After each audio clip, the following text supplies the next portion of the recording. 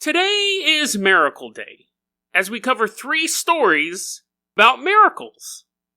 Now, am I stretching the definition of the word miracle to include these 3 stories? Sure. But they are miracles nonetheless. And get your hanky ready for the 3rd story. It's an emotional ride of survivors, friendship, and one of the biggest tragedies in American history. Today on Dead Rabbit Radio.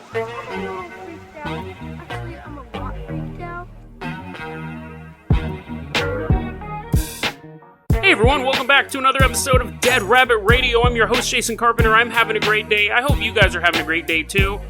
I have hit a new low though. I'm not playing Minecraft all the time. I am now watching YouTube videos of people playing Minecraft. Not PewDiePie. PewDiePie videos are pretty entertaining. I do watch those, but I'm watching videos on how to build a villager spawner and how to get the most XP by melting bamboo. I'm embarrassed myself that I have now sunk that low, but I'm not playing Minecraft anymore. Baby steps, baby steps, baby steps. I got some new Patreons. We got, and you know what, so I didn't think about this. I have such a hard time pronouncing things, and I'm like, oh, people have names that I can't pronounce. We have James Milne? James Milne. Thank you so much for your Patreonage, I guess would be the term. We have Mason Nordbeck. Mason Nordbeck has been listening to the show for a long time. He's been emailing me a lot. I think we've covered a couple of the stories he's recommended as well. He's a young guy, college student. I like interacting with you guys, learning about you dudes. And then we have Bennett Grappone. Again, I'm so sorry if that's not how you pronounce your name. Bennett Grappone. He's our Bigfoot guy. He denies it, but nearly 90% of the recommendations he sent me involved Bigfoot. He's the guy responsible for Bigfoot Week quite a while back. So thank you guys so much for supporting the show. I really, really appreciate it. It's doing a lot better than, honestly, I thought it would. So thank you so much. Let's go ahead and get started with the episode here. Now, miracles. How do they work? What are miracles? They happen every day. I don't know the Insane Clown Posse song enough to make more of a joke than that, but miracles surround us. Sometimes they're little miracles, sometimes they're big miracles. Let's go ahead and take a look at some of these miracles. I wave my hand and a bunch of confetti, magical dust appears, and we are transported to the magical land known as the Bronx. The Bronx in New York. I'm wearing all white. I'm dressed in like a cult leader robe. You're like, Jason, this show's really going to your head. I'm like, and now you can't talk because you upset the master. You're like, your mouth disappears. We're standing in the Bronx. We're in New York City. This is very recently. And we see a 63-year-old man kind of hobbling down the street. And I'm like, yo, dude, watch this. Watch this. This is going to be hilarious. And you can't protest. Your mouth is gone. The guy is walking down the street and he falls on his butt. He's like, oh, my butt. But oddly enough, he didn't hurt his butt. He hurt his knee. So he's like, he holds his butt for a second. Then he's like, no, my knee. So I look at you and you look at me. And we pick him up. We're like, fine. I'm laughing because I think it's funny. But you give me a stern look, pick up the old man. But then you have to pick me up because my foot still hurts. And you carry me and him to the hospital. Now, when he gets to the hospital, doctor's sitting there. It's like, great, being a doctor, so boring. Why can't I, do brain surgery and stuff? And they're like, dude, because you're a general doctor guy. He's not like a specialized doctor. He's super bored. He's like, why can't this be like House? I wish people had bizarre diseases. Spinning his pencil in his hand, playing Charlie. But anyway, so Charlie's not answering him. And he goes, look at this old man is being carried in by this young man who's being carried by another man. And you drop us all off. And the old man's like, my knee and my butt kind of hurts, but it's mostly my knee. I'm an old man. My joints hurt. So the doctor's like, go step on the x-ray machine, go do that, sit down, whatever. Doesn't even care, gives him the wrong instructions. He's like, I'm just going to inject you with something that's going to make you x-ray. Guy's like, I don't think that's how it works. Doctor's like, I don't care, I'm bored, man, I'm bored. But they do the x-rays, and the doctor's looking at the x-rays, and he goes, oh my god, this is a medical miracle. This is the most amazing thing I've ever seen. Because what appears on the x-ray is the guy's junk. His penis is on the x-ray. And the doctor goes, my God, this is a medical miracle. There are only 40 cases in world history of something called penile ossification, aka your junk your genitalia is turning into bone. So it's all like the skin is getting replaced by little fragments of bone. And the doctor's super excited. Finally, his job is exciting. It'd be the equivalent of one of us finding a lottery ticket for like a doctor nerd. Because this is so rare. He's super excited. He pulls the x-ray off. He's running through the hospital like Charlie with a golden ticket through the hospital going, I got it. And everyone's like, run, Charlie, run. He runs into his little doctor office where the old man was, knowing that he was going to write papers on this guy. This was going to be amazing. It was going to be a miracle that he found this guy. He goes in the office. The dude's gone. The guy bounced. They can't find him. He's disappeared. Ooh, mysterious. Now, most likely, he just walked out the door. I don't think the people from Boner Planet, like, re-abducted him. They're like, you shouldn't be down there. You'll give away our alien species. But he just walked out the door. They can't find him now. He's gone. So, I mean, okay, I don't know how fast this guy was walking. He does have a bum knee, and he has a bone penis. Like, I don't know how comfortable that is, but it's a miracle nonetheless. A medical miracle, and a miracle for the doctor, because he did end up writing the paper, and that's why we know about this. It was fairly recent the paper came out, but now that man with that bone penis is somewhere out there in New York, and you'll know it because you'll hear like a creaky knee sneaking up behind you. I don't know why he's sneaking up on people. He's just going to the grocery store. He's not trying to hurt people. And I was reading the story and I was like, oh, dude, this is hilarious. And he always has it's always hard, right? But then it turns out that this actually causes erectile dysfunction, which makes sense because there's no blood flow in it. It's all bone. But you figure, miracle. A miracle for the doctor, at least. Probably a little inconvenient for the guy. Now you're going, Jason, is that really your definition of a miracle? Is that make your mouth appear again so you can protest. Then I go, listen, yeah, kinda. Let's go ahead and move on to our next miracle. We are going to the beautiful country known as Turkey. That's so funny. I thought it was a different country. I was just pulling my notes up. Anyway, I'm sure Turkey's lovely sometimes. We're going to the lovely country of Turkey. And the year is 2009. And we're standing outside a beautiful penthouse. I'm in my white robes. I'm going to give you white robes too. Now you have white robes too. We're standing outside this beautiful villa.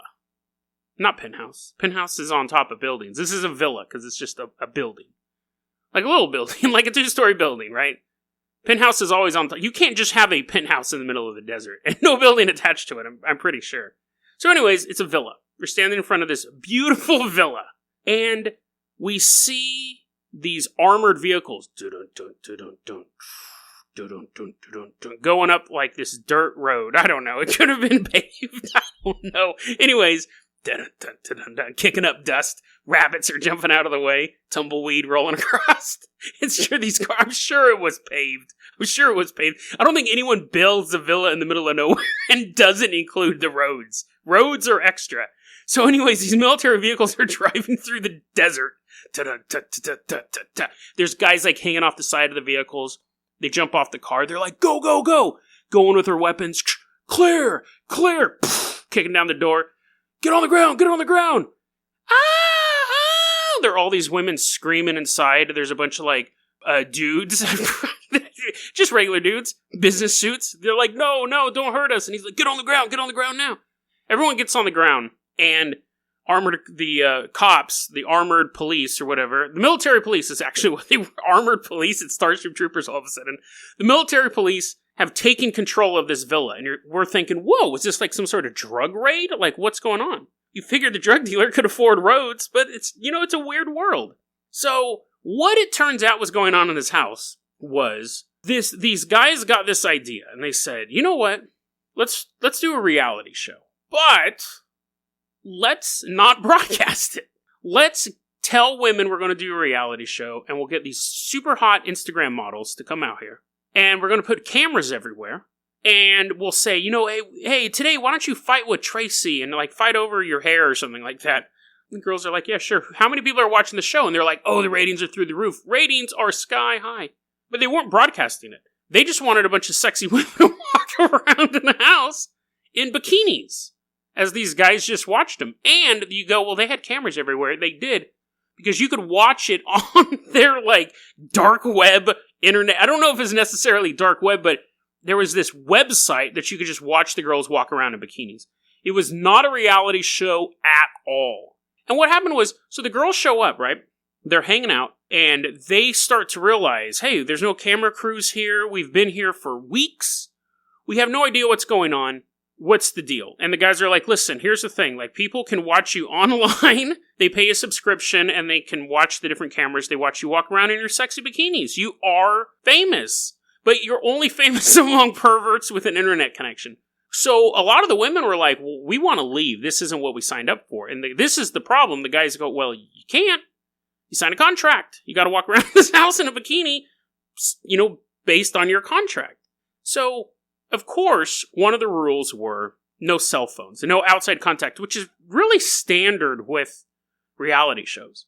So, they're kind of stuck there. And they were being told to fight each other. They're like, because they wanted it to be dramatic. It was weird. It wasn't a reality show, but they wanted them to act like it was on a reality show. One of them didn't have like a trident and a net, and the other one had like a sword and a shield. They'd just like push each other into the pool. Becky, you stole my makeup type of stuff. Splash. Jump out all wet and sexy. So one of them does get access to the outside world and calls up her family and says, we're being trapped here. They're forcing us. Another thing that they made them do was they would occasionally have pool dance parties where the girls would just have to stand by the side of the pool and dance. Now, the women were never recorded in the bathroom, and they only had to wear bikinis, so they weren't being told to, like, strip or anything like that. Even by their accounts, they were never sexually harassed. They were just held prisoner. But they would have to, like, dance by the side of the pool, and there would just be, like, a little webcam on the corner, and they're like, can I stop dancing now? And he's like, no, this is our highest ratings yet. Anyways, one of them does contact the outside world, gets a hold of her family, and she's like, we're being held prisoner in the middle of nowhere. So the family calls the military police. The military police come out and raid the compound. And the girls say we were lied to. We were told it was going to be a reality show like Big Brother, but it was just a bunch of perverts watching it online. The guys in charge said, no. We told them full well what they were in for. They're just bored. So they wanted to leave. The military police are like scratching their heads, their collective heads, they're scratching their helmets, and they go, okay, well that's all well and good, and we understand that you have these contracts and you have them dancing by the pool in the bikinis, and the guys are like, yeah, that's all fine. And the military police goes, but I'm pretty sure that girl is only 15 years old, and the guys are like, gulp. So one of them was underage, and that wasn't good either. So they all get arrested, but I couldn't find, that all happened in 2009. There's no follow-up. So I don't know if they were actually ever punished. The girls were eventually released. They're not still there dancing by the side of the pool. Their hell never ends. But there was no follow-up. Like, this happened, and then nothing. So most likely, everyone just got sent home. Most likely, there were no charges brought or anything like that. And that is a miracle. That's a miracle, because that could have easily ended up as some sort of torture, porn, horrible death for these people. Hey, everyone, come out into the middle of nowhere. Bring your own road. BYOR. You're going to be here on camera, and we're going to murder you. People are like, can you repeat that last part again? And they're like, oh, no, it's just fine print. It's just fine talk. It's stuff we say really, really quietly, and then we murder you. So, it's a miracle, right? It is a miracle that these women didn't die. And for the men, it's a miracle that they didn't spend the rest of their lives in a Turkish prison. So everything worked out, right? Miracle. True miracle. Now at this point, the dust is swirling around us as I'm casting another spell to take us to our new location. And you're like, Jason, this episode might be the weakest connection. Stories are interesting, right? You're like, yeah, fairly interesting. But I don't think they're miracles. But see, sometimes when you make a cake, you gotta put some sugar and milk in it, right? To make it taste good. Because otherwise, it's just bread in an oven. I just came up with that analogy. Don't know if it makes sense, but sometimes you have to have a little humor, a little fun in the cake. The humor and the fun's the milk. You guys get it, okay? The point is that our next story is truly a story of miracles, but it's going to take us to a dark place. We are going into the South Tower on September 11th, 2001. It's 9/11, and the North Tower has just been hit by a plane. The people in the South Tower thought, this must be some sort of horrible accident. There is no way that someone could do something like this. And that's pretty much what everyone thought that morning. It was an accident. And people were being told, just stay here. Rescue vehicles are going to swarm the area. You're better off in the South Tower. Down there, you're going to be getting in the way of all the rescue personnel. So that announcement goes out. Now, we have Brian Clark. He's in the South Tower. And one of his coworkers is completely flipping out. Like, everyone's flipping out, but one of them is just really, really distraught. And Brian Clark throws his arm over their shoulder and says, let's go for a walk. And they start walking to the opposite side of the South Tower. Let's calm down. You don't have to see that. Like, it's horrible. Let's come over here. Also on the South Tower, we have Stanley Primneth. In Stanley, his office is on the 81st floor of the South Tower. Stanley's sitting there at his window, and he's already knows that horrible destruction that's happened next door, but a lot of people just kind of went back to work. What are you going to do?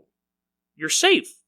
And he's sitting there, and he's just kind of filing paperwork around, really not doing anything, just trying to keep busy, try to keep calm.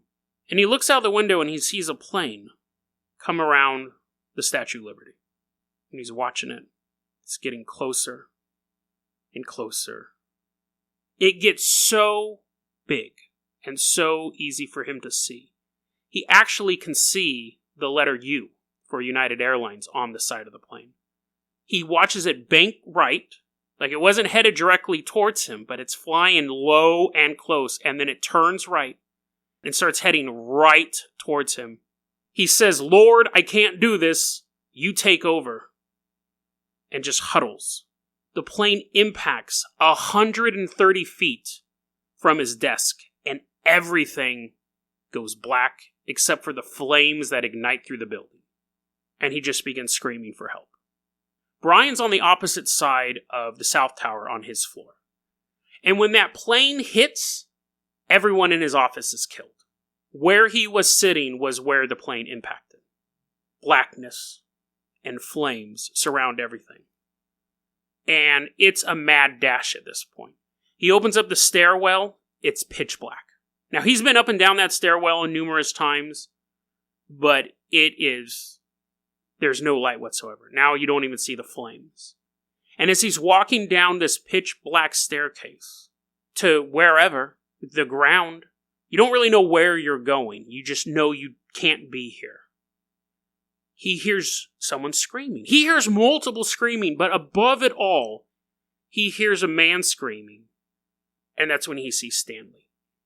There's a flashlight that Brian gets. And I don't know if he got it from a desk or if it was like a service thing there, like an emergency service thing. But he's able to get a flashlight. And he starts looking around the room, and he sees Stanley separated from freedom. I mean, they're still trapped in a burning building. But Stanley is actually blocked by a mangled wall, like a wall that's completely collapsed. And Stanley's on the other side of it. And Brian goes, you gotta jump, dude. You gotta jump over that wall. And Stanley's looking at it, and he sees this flashlight beam on the other side of this hill of just debris. And he jumps over the wall. Not like, Jack over the candlestick. Like, I think he probably scrambled over it. I don't think he got a running jump. But anyways, he gets over the wall of debris. He immediately kisses Brian on the cheek, and Brian goes, hi, I'm Brian. Very so normal, just reaches his hand out. And Stanley goes, hi, I'm Stanley. We'll be brothers for life. And both of their hands have been cut up as they're kind of moving through the debris. And they shake hands. And Brian says, I have no siblings, and I'll be glad to be your blood brother. And Stanley goes, come on, buddy. Let's go home. They go back into the staircase. Now, when the planes impacted, it busted all of the water lines in the building. So the staircase is not only pitch black, it's flooded. Every step you're stepping on a wet stair in pitch blackness, only a flashlight to kind of light the way. There's only one stairway left intact that will actually take them downstairs. There was a quote about the situation in the stair, or just the situation in general. One of the survivors from the 77th floor Jonathan Weinberg, said, "Whether you went up or down, whether you went left or whether you went right, that decided whether you were going to live or die that day." Because the thing with the staircases, there were only 3 staircases that went the full length of the building. And each staircase could only fit 2 people walking down it at the same time, side to side. So you would have situations where you would walk down one set of staircases, it's completely blockaded.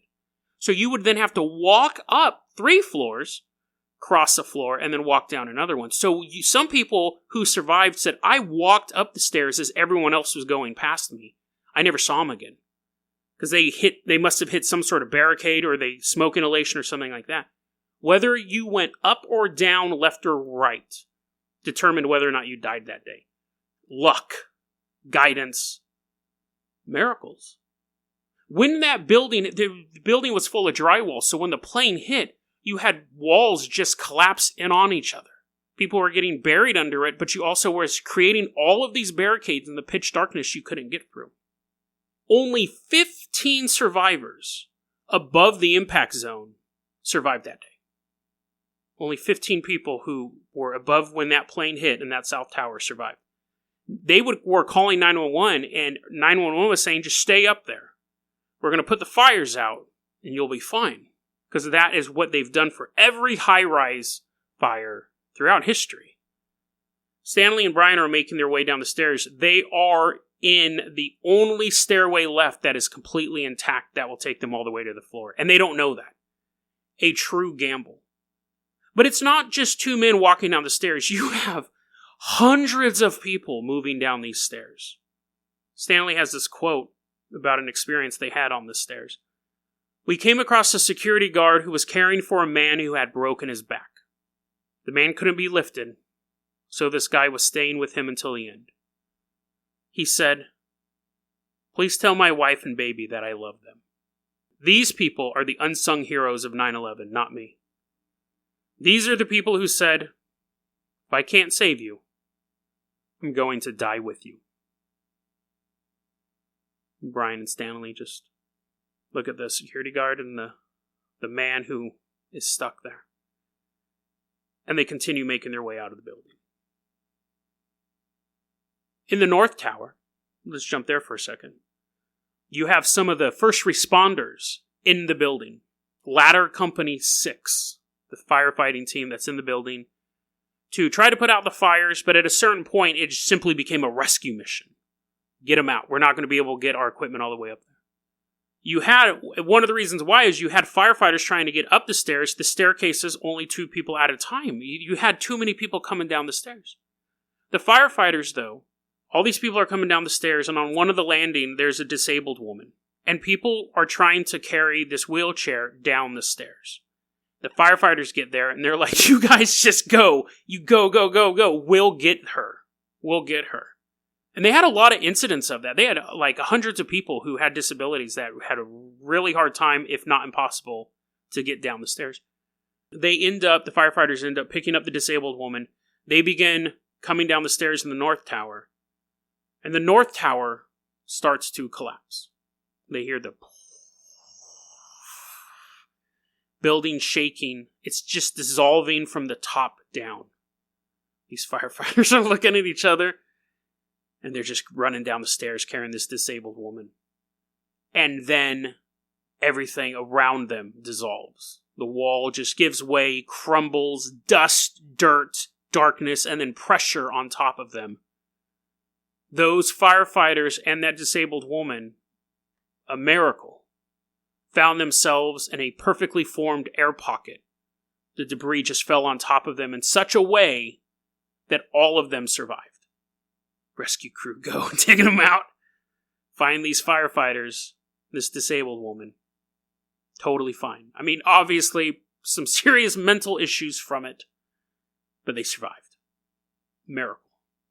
Head back to the South Tower here. Stanley and Brian run out of the building. Fresh air.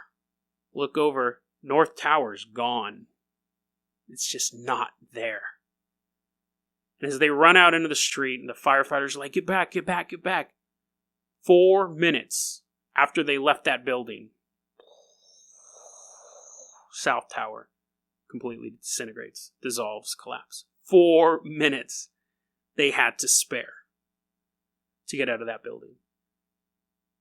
I said only 15 survivors above the impact zone came down the stairs. Only 4 people who were in the impact zone survived.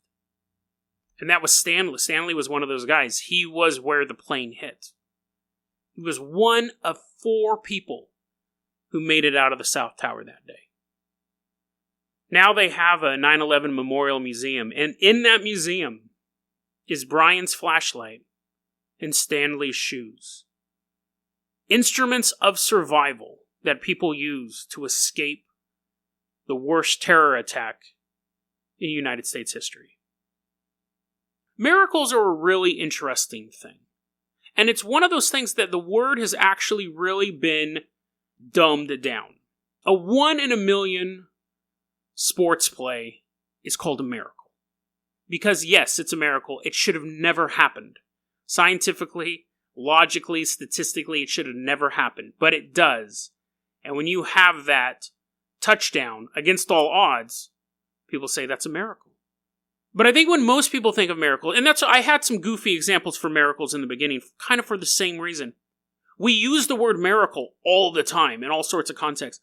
But a true miracle is the story of Brian and Stanley. They should have died. Statistically, they should have been dead. But each step in their journey down, they made the right decision. Okay. And miracles are also a very interesting phenomenon to look at because it's selective. They had their escape, but 3,000 other people died because of that same experience. And you go, where's their miracle? Why do these people survive and those other people don't? How come these people made all the right decisions and these other people made similar decisions, but they had a worse outcome?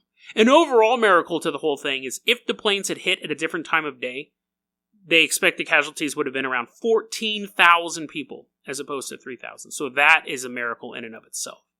But it's an interesting thing so we can look at stories of people who survive extreme events and go, that's a miracle. And they know that. But they wonder, and the people who lost loved ones wonder, well, where was their miracle? Where was their miracle at? It's just a super bizarre phenomenon. And you can either attribute it to luck, you can attribute it to divine intervention. But the divine intervention, when you think, again, where would, if some sort of supernatural power, some sort of divine being was interfering in the lives of Brian and Stanley, why not these other people? And if it's luck, it should be strictly up to statistical chance. None of them should have made it. So what are miracles? It's truly an unexplainable phenomenon. We can talk about ghosts and Bigfoot and all sorts of stuff and measure feet and dung, Bigfoot dung, or, rattling chains and spooky stuff coming through your door, aliens flying overhead. All of that stuff is fairly easy to categorize and debunk or prove. But a miracle is just a one-time event that happens, and somebody beats the odds. Miracles may be the most paranormal thing that everyone experiences over and over and over again. So while it might be nice to break out the Ouija board and play Charlie Charlie, not at the same time, that's just asking for trouble, but while it might be nice to explore the paranormal in that aspect, sometimes the most supernatural events happen all around us because it's a miracle that we're even alive today to discuss this topic on Dead Rabbit Radio. DeadRabbitRadio@gmail.com is going to be our email address. You can also hit us up at Facebook.com/DeadRabbitRadio. Twitter is @DeadRabbitRadio. Dead Rabbit Radio is the daily paranormal conspiracy and true crime podcast. You don't have to listen to it every day, but I'm glad you listened to it today. Have a great one, guys.